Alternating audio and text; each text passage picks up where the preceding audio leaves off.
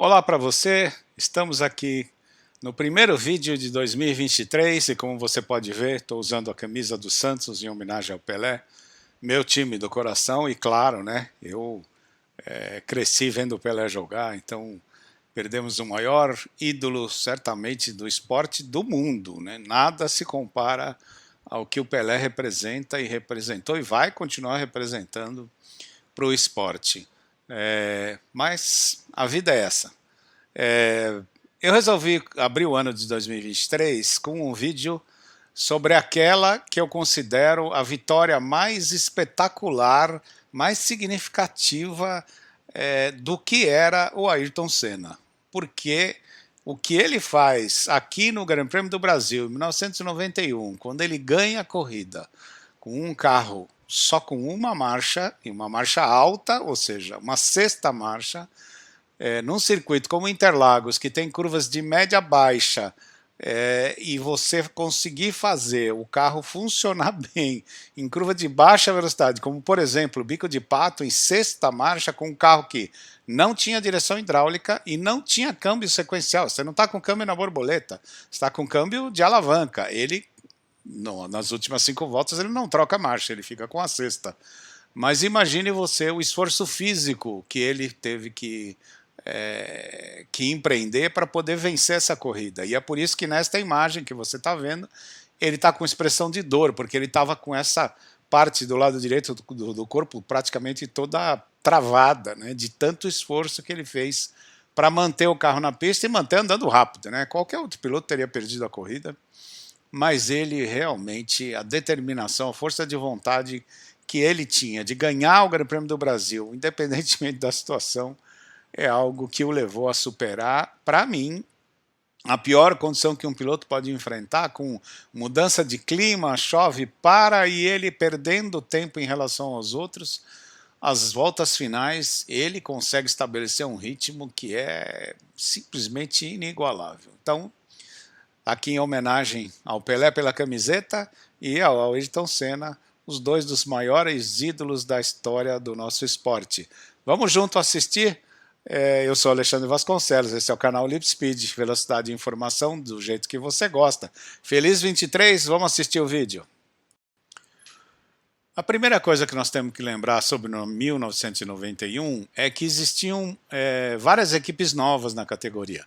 No caso do Grande Prêmio Brasil, você tinha 35 inscritos, sendo que só 26 poderiam largar. Então foi uma decisão da Fórmula 1 e da organização da Fórmula 1 que seria criada uma pré-classificação onde 4 carros deixariam de entrar para a classificação. E na classificação, outros 4 ou 5 carros ficariam fora da corrida. Os inscritos, então, Senneberger de McLaren, motor V12, Honda, Nakajima e Modena de motor Honda, mas V10 de Tyrrell, o Mansell e Patrese com a Williams FW14 Renault V10, mas com suspensão normal, não era suspensão ativa ainda. O Brundle e Blundell de Brabham e Yamaha, motor V12, também um motor bem fraco. O Alboreto e o CAF de Footwork, motor Porsche V12, esse motor também era um motor horroroso. O Hakkinen e o Bailey de Lotus Judge V8. O Gruilar, que corria com Fall de Metal, com motor Ford V8. Gugelmin e Capelli de Martin, motor Ilmar V10 Wilmar, que depois vira Mercedes. E o Martin era o carro desenhado pelo Adrian Newey, que começa a revolucionar, lá em 89, né, esse carro começou a revolucionar a aerodinâmica, que perdura até hoje, com a frente um pouco mais alta. O Tarquini e Johansson de AGS motor Ford, também V8. Moreno Piquet de Benetton V8, aí a dupla brasileira, né, na Benetton. O Pirro e o Leto de Dallara, que todo mundo sabe, hoje fabrica o chassi para a Fórmula 1 na Haas, para a Fórmula Indy e Fórmula 2, Fórmula 3. Né? Então é realmente uma das maiores desenvolvedoras de chassi do mundo. Motor Judd V10, a Minardi, que tinha o Martini e o Morbidelli com um motor Ferrari V12, o Butsan e o Comas de Ligier Lamborghini, um motorzaço, né? Muito forte. O Prost e o Alesi de Ferrari 642, aquela que ainda tinha sido desenhada pelo John Barnard, mas o Barnard já tinha saído, então esse carro foi modificado, motor V12. o Eric Bernard e o Aguri Suzuki de Lola, Ford V8, Pedro Chaves, português, né, de Colônia, V8, Ford, o Bertrand Gachot e o De Cesaris de Jordan V8, o Larini e o Eric Van Poole de Lamborghini, carro da própria Lamborghini com motorzão V12. Então, para a classificação, nós temos 35 carros na pista e só 26 iriam largar. Muito bem, aqui algumas fotos dos carros inscritos. Eu selecionei, é claro, essa foto do Ayrton Senna com essa McLaren que tinha um barulho maravilhoso, né? Que motor bonito, que ronco. Isso é uma orquestra que a gente tinha o prazer de ouvir. E o Patrese aqui com a Williams FW14, que no ano seguinte receberia então a suspensão eletrônica. Bom, nos treinos, como a gente esperava, é claro, né? O Ayrton Senna espeta uma pole daquelas, né? 1:16.392. Olha onde está o Berger, 1:17.471 num circuito curto. Interlagos é um circuito pequeno, de 1 minuto e pouquinho. O Berger toma 1 segundo e 79. É para humilhar o cara, né? Patrese superou o Mansell, né? Por 1 décimo. Mansell terceiro, Berger quarto, aí você vê Alesi e Prost. O Alesi nesse momento também estava andando melhor do que o Prost no começo do ano, depois ele vai sofrer uma série de problemas e o Prost acaba inclusive saindo da equipe, né? Ferrari entre crise e tal. O Piquet em sétimo, o Gugelmin em oitavo, os brasileiros ali pertinho das primeiras posições. Modena, Gachot, Bernard, Pirro, De Cesaris, Moreno, que não fez uma boa classificação, né? 8 décimos ali de diferença para o Nelson Piquet, mas teve muitos problemas de suspensão, de ajuste, enfim, sofreu bastante com o carro. Capelli, Nakajima, Suzuki, Butsan, Leto, Martini, Morbidelli, Hakkinen, de Lotus, Judge, vamos lembrar, né? Eric Comat, Tarquini, Blundell, Brundle, foram os 26 que conseguiram se classificar. Os não classificados, ou seja, entraram no treino classificatório, mas não conseguiram tempo para largar, o Cafe, o Johansson, o Alboreto e o Bailey, e aqueles que foram eliminados na pré-classificação, o Eric Van Poole, o Larini, o Chaves e o Gruilar. Bom, nessa foto você vê os carros saindo para a volta de apresentação, você vê o Ayrton Senna aqui na frente, o Patrese e o Mansell, os demais carros ali para trás. Por que eu sei que é volta de apresentação? Porque lá no fundo você está vendo que tem pessoas no meio da pista com as bandeirinhas amarelas ali, inclusive tem um carro do lado direito, que é uma Lamborghini, se não me engano, que está com um problema e eles estão mexendo o carro, aliás, perdão, é uma Dallara, eles estão mexendo ali para colocar o carro em condição de largar. Nessa segunda fotografia, aí sim, já com a largada, né, logo após a largada, isso aqui é a aproximação da curva 1, o oeste do Senna. O Ayrton com uma largada espetacular, você vê que ele está com um carro, quase 2 carros de vantagem sobre as duas Williams. O Mansell à esquerda da imagem, o Patrese à direita, o Mansell passa o Patrese ali. Depois o Berger, ao lado do Berger vem o Alesi, o Alain Prost um pouco para trás, e aí você vê o Nelson Piquet na Benetton amarela, o Maurício Gugelmin, ao lado do Gugelmin, o Stefano Modena, de Tiro Honda, e os demais pilotos, destaque ali para o lado esquerdo, lá no cantinho, né, tem uma Jordan, e ainda não dá para ver nessa imagem o Roberto Moreno, mas ele está na linha do carro do Gugelmin, um pouco mais para trás, bem no centro da pista. Aqui uma segunda imagem também da largada, também na curva 1, né? Você vê o Berger e o Alesi roda, e o Alesi, o Berger inclusive chega a dar uma travada de roda, como dá para perceber, tem uma fumacinha ali atrás do carro do Berger, e aí, como eu já disse, então vem Prost, Piquet, Gugelmin, Modena e os demais, sendo que do lado direito você tem uma Jordan, uma Dallara na ponta ali, que é do Pirro, e no meio da imagem você tem então o Roberto Moreno de Benetton, que conseguiu ganhar algumas posições na largada.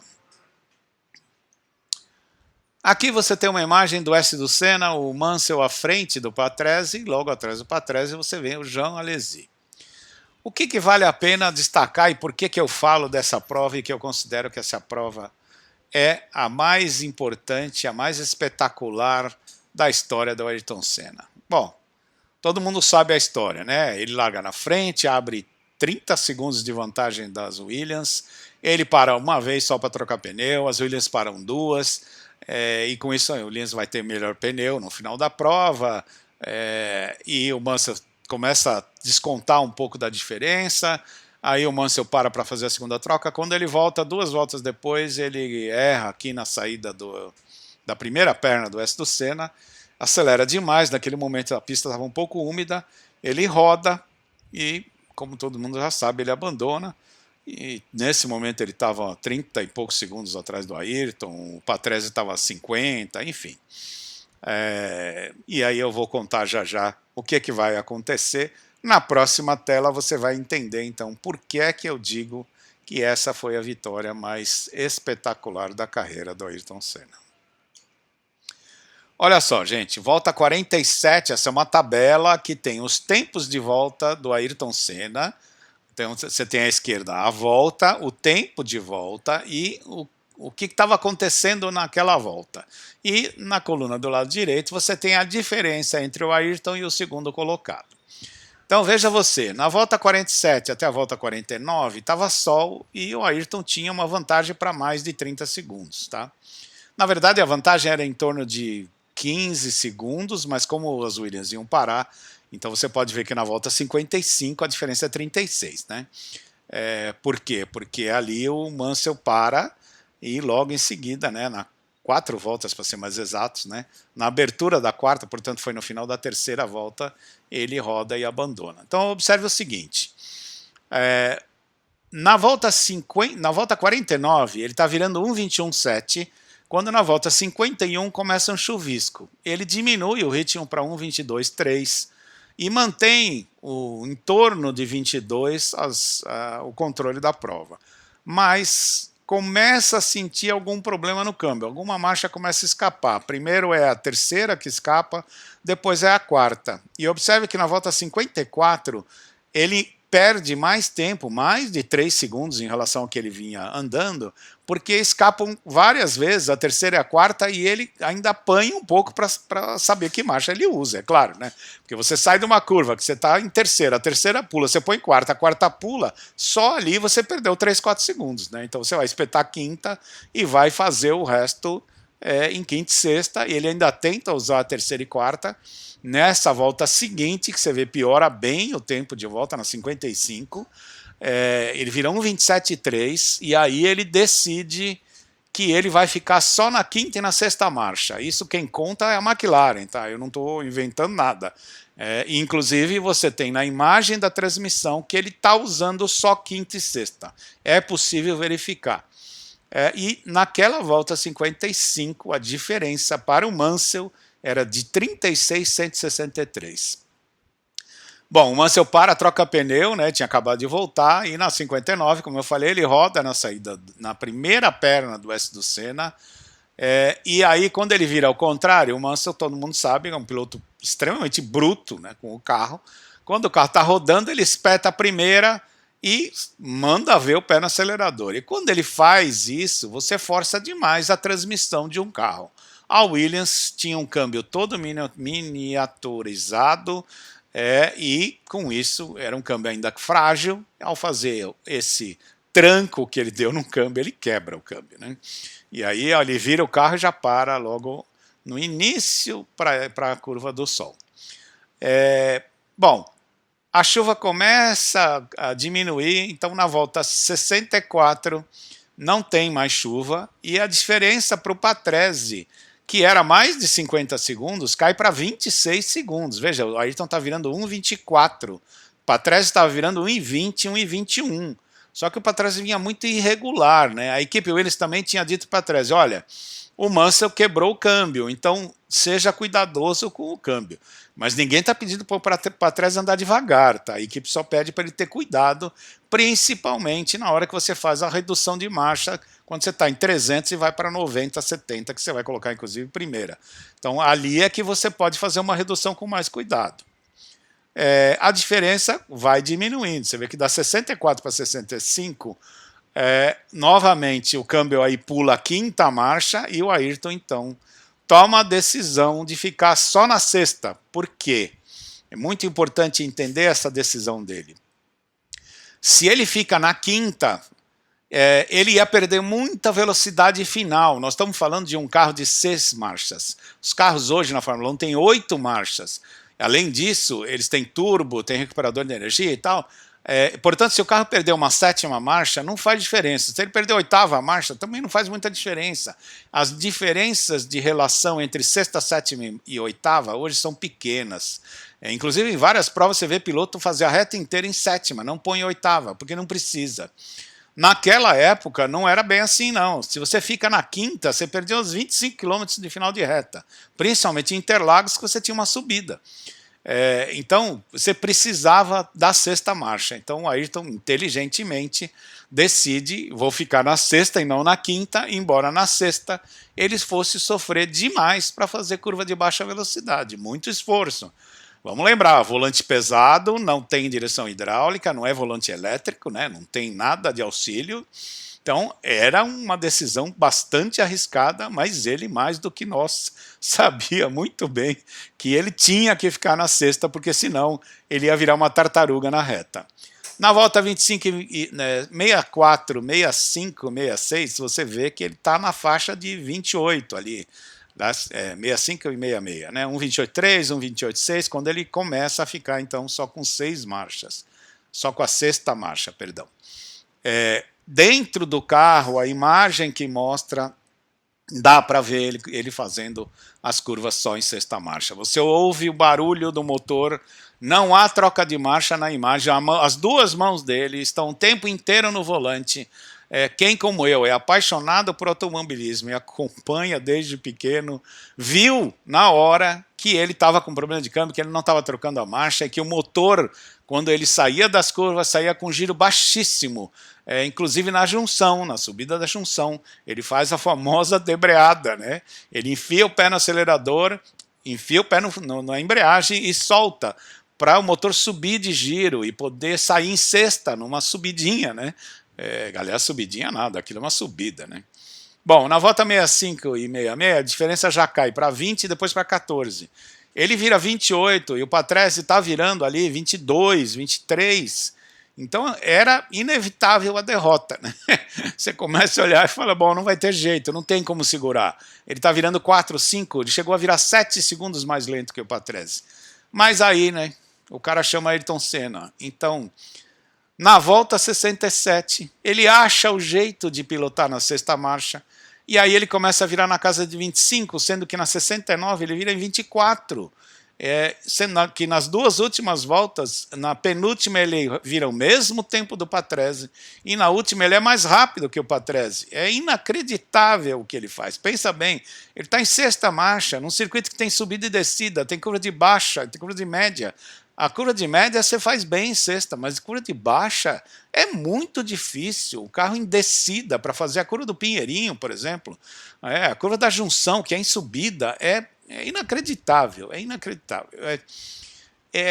Olha, eu confesso para vocês que eu estava assistindo o final da prova de pé, entende? Que meu coração pulando para fora da boca, porque foi uma coisa inacreditável, né? Tanto que alguns pilotos, quando termina a corrida, os pilotos ficaram sabendo que ele estava em 6ª marcha, e teve piloto que falou, mentira, estava nada em 6ª marcha, é impossível o cara fazer isso.